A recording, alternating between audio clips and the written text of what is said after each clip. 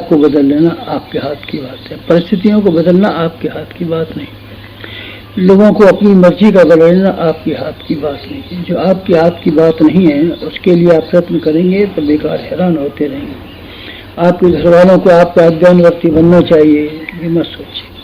आप ये देखिए आप उन घर वालों के प्रति अपने कर्तव्यों का पालन कर सकते हैं कि नहीं, बस इतना ही काफ़ी है और आगे बढ़िए मत। परिस्थितियाँ आपके अनुकूल बन जाएंगी, मत सोचिए। परिस्थितियाँ कहाँ बन पाती हैं आदमी की स्थिति के अनुरूप। श्री कृष्ण भगवान सारे जीवन भर प्रसाद तो करते रहे पर परिस्थितियाँ कहाँ बनी उनके हाथ में, आप बताइए। गृह कलह हुआ और सारे परिवार के लोग मारे गए, अंततः उनको अपना जो राजपाट बड़ी मेहनत से जमाया था सुदामा जी के हवाले करना पड़ा। आप बताइए आपकी परिस्थितियाँ अनुकूल हो सकती हैं?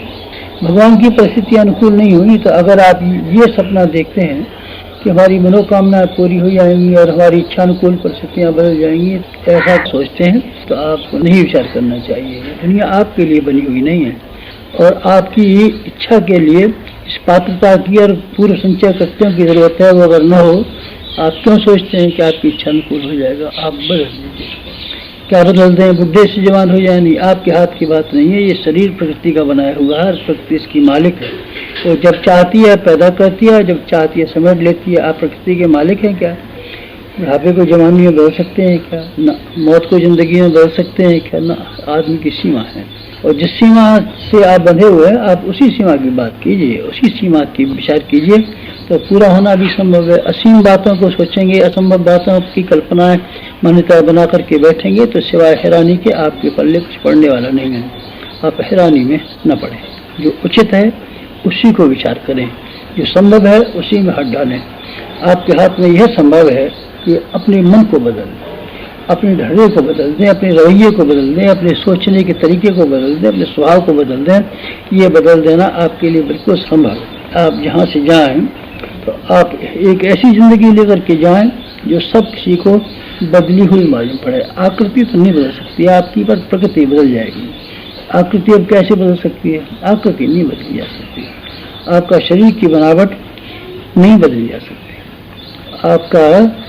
आपका स्वभाव बदला जा सकता है। अब तक तो आपकी ज़िंदगी में दो काम शामिल हैं।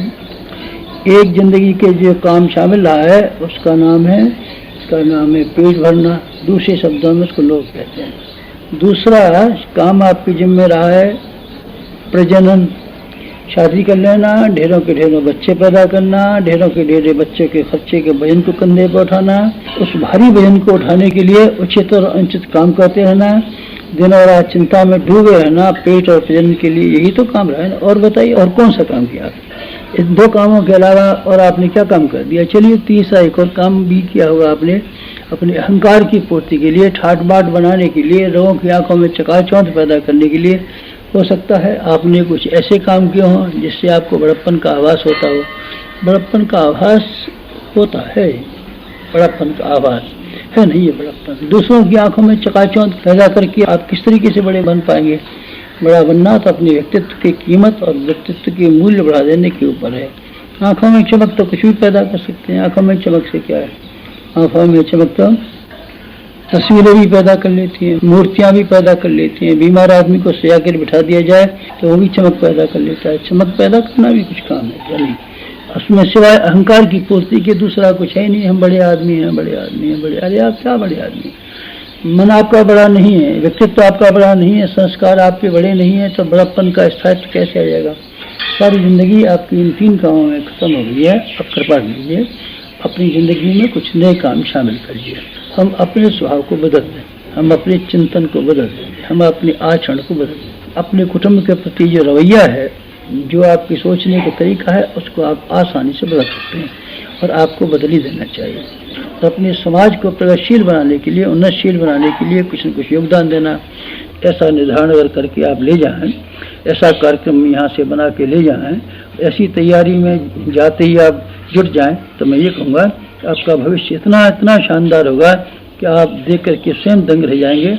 और जो भी आपके संपर्क में आएंगे वो सब ये कहते रहेंगे इस आदमी का कायाकल्प हो गया। आप ऐसा कर पाएँ तो आपका सार्थक हो जाए। ये शिविर आज की बात समाप्त।